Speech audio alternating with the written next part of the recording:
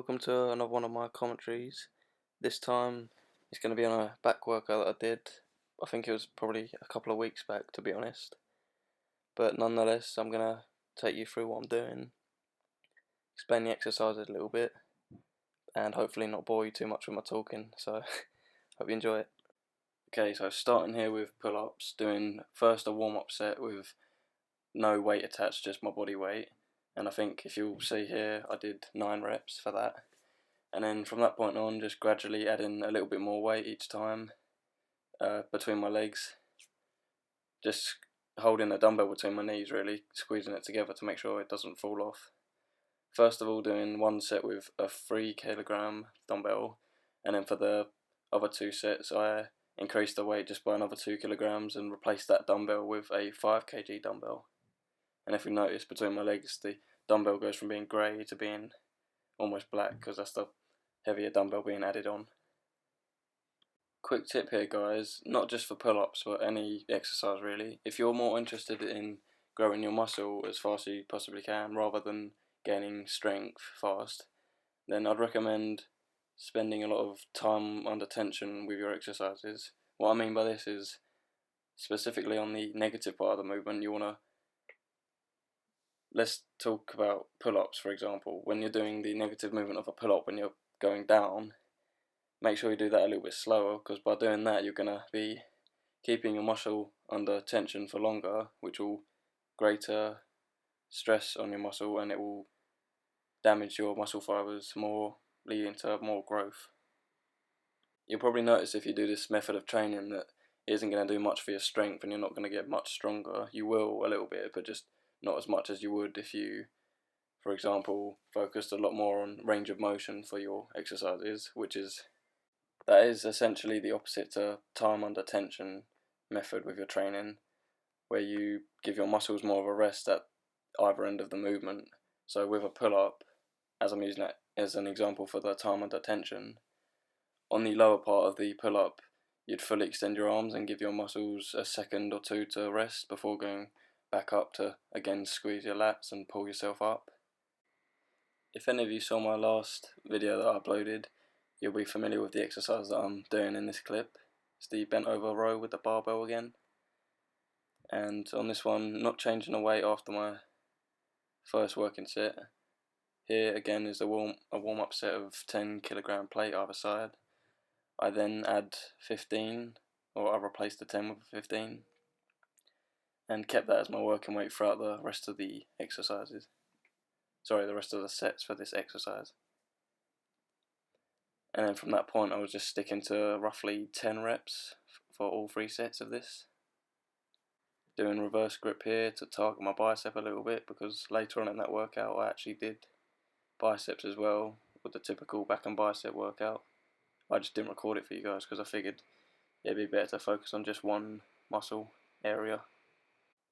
Similar to the pull-up movement, again trying to focus on keeping tension on my muscle, mainly on the negative of the movement, which is when the bar lowers and goes back down to in line with like your knees, and as quick as you can on the positive half of the movement, so when you're bringing the bar towards your chest or towards your stomach. Onto the third exercise for the back workout here. I'm mainly targeting my upper lat rather than lower with most of the exercises on this, in particular with this one. And as there's not much movement, you can do quite heavy weight and just focus really on that contraction and that stretch. You see, as far as the plate goes back, you want to be as safe as you can with this and not obviously pop your shoulder out or something stupid like that, but the longer your stretches, the better the range of motion and the better the stretch on the muscle overall, whilst obviously keeping that tension like I said before. It's important to do that with as many exercises as you can if what you're looking for is growth.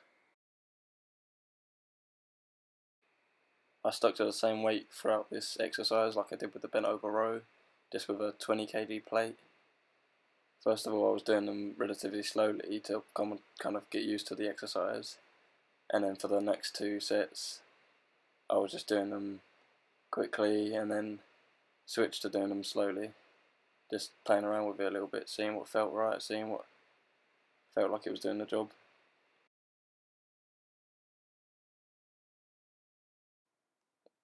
Okay, what you'll see next for the fourth and final exercise for the back workout was, it was actually a superset that I decided to do. I started off with the weaker movement on the cable row, which was the wide grip one, which mainly focuses on using your upper lat rather than the middle lat. Sorry, not middle lat, there's no middle lat. I meant the close grip would target the middle of your back a lot more than the wider one.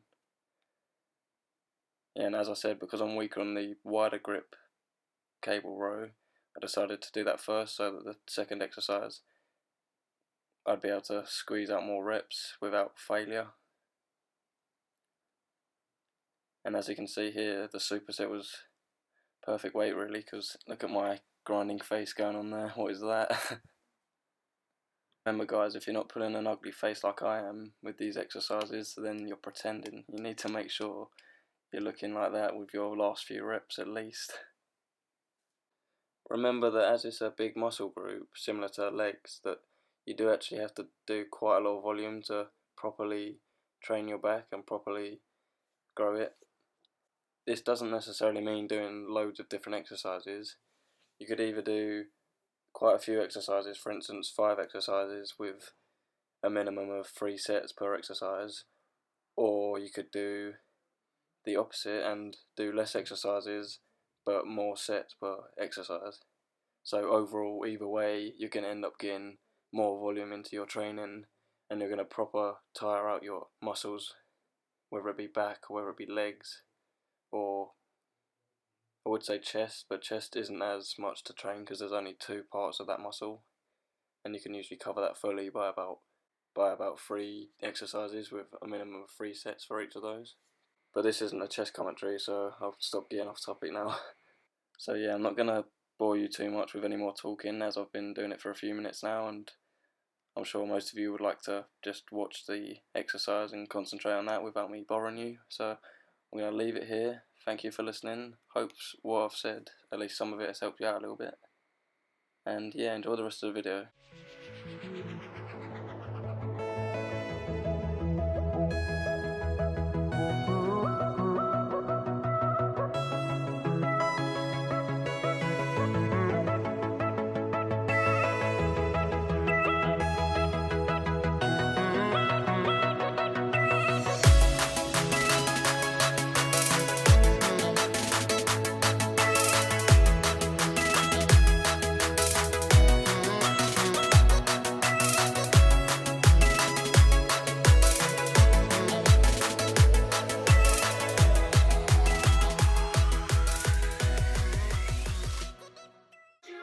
If you guys are interested in getting a string like this that I've got on right now, just go on to lemonsure.com and use my discount code BH10 in the checkout.